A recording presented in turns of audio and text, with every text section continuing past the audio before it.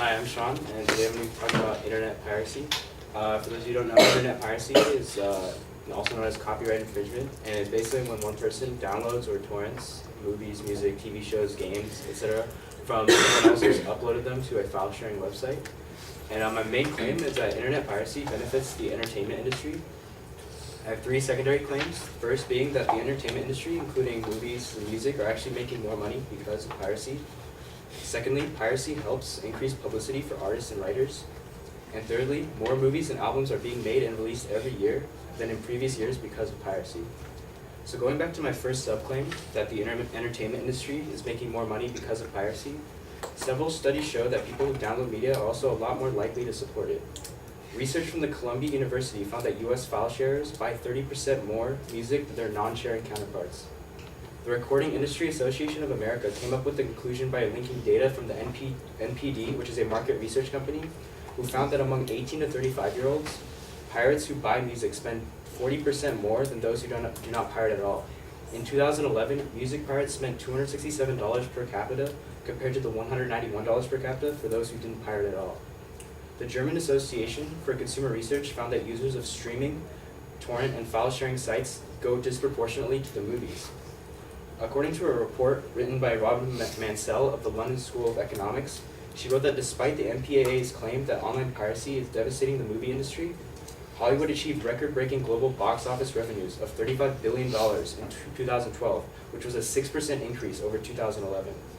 New research published by the European Commission's Joint Research Center examined browsing habits from 16,000 people and found that there's a positive link between online piracy and visits to legal music stores. This shows that piracy isn't killing the entertainment industry as most people come to believe. Now I'm going to move on to my second subclaim, that piracy helps increase publicity for artists and writers. David Petrarca, director of the TV show Game of Thrones, says that file sharers are an asset. TV shows thrive on cultural buzz maintained by people who torrent. For example, HBO knows that it has an access problem that results in piracy. Piracy allows access to content that people normally wouldn't be able to have, and as a result, more people are exposed to the content. According to Torrent Freak, in 2012, over 3 million people outside of the US were able to watch Game of Thrones because they downloaded the episodes for free, with the other alternative of not being able to watch at all. Vince Gilligan, the creator of Breaking Bad, stated that piracy helped the show become more popular and increase brand awareness. He said it led to a lot of people watching the series who otherwise would not have. In a 2005 survey of file sharers, Harvard professor Oberholzer found that 80% claimed they bought at least one music album because they sampled it first on a file-sharing network. Many people, like author Cory Doctorow, feel like their problem isn't piracy, but obscurity. Internet piracy promotes artists and writers by making their work accessible to anyone with internet. Neil Gaiman, an English author, sold more books because people were pirating his material and translating them into different languages. This created a wider audience for those who bought and read his books. Now I'm going to move on to my third subclaim, that more movies and albums are being made and released every year than in previous years because of piracy. Nielsen SoundScan is an information and sales tracking system, and their data shows new album releases stood at 35,500 in 2000 and peaked at over 106,000 in 2008. If we look at movies, the numbers compiled by Box Office Mojo show that the worldwide number of feature films produced each year has increased from 3,800 in 2003 to over 5,000 in 2007. Countries where film piracy is rampant have typically increased production as well. According to Professor Oberholzer, since 2000, the annual release of new music albums has more than doubled, and worldwide feature film production is up more than 30% since 2003. In an essay written by economist Coleman Strump, he writes that music companies fought the introduction of the radio in the 1920s, fearing that the new medium would provide close substitutes to buying records. Since then, the industry has come to see radio as an important complement to recordings. Similarly, the entertainment industry also battled home taping, the introduction of the VCR. The industry would later discover that selling videotapes and now DVDs present a major business opportunity. Like the radio and the VCR in the past, the same uncertainty surrounds file sharing and whether or not it can be beneficial to the industry. Despite the popularity of new technology, file sharing has not undermined the incentive of authors, writers, and artists to produce new works. To conclude, piracy improves sales, creates awareness for artists and writers, and encourages the production of new movies, TV shows, music, books, etc. that benefits the entertainment industry as a whole. Thank you.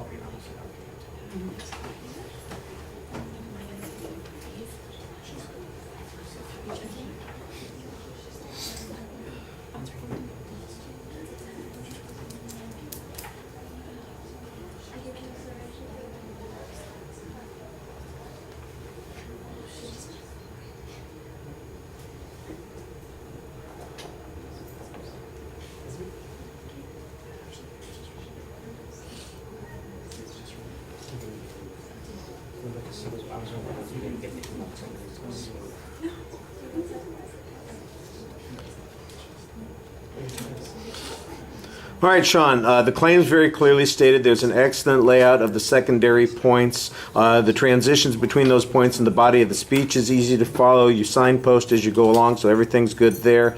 Especially on the evidence, you do a good job giving source citations on the evidence. There's a variety of statistical information. You cite a couple of pieces of testimony.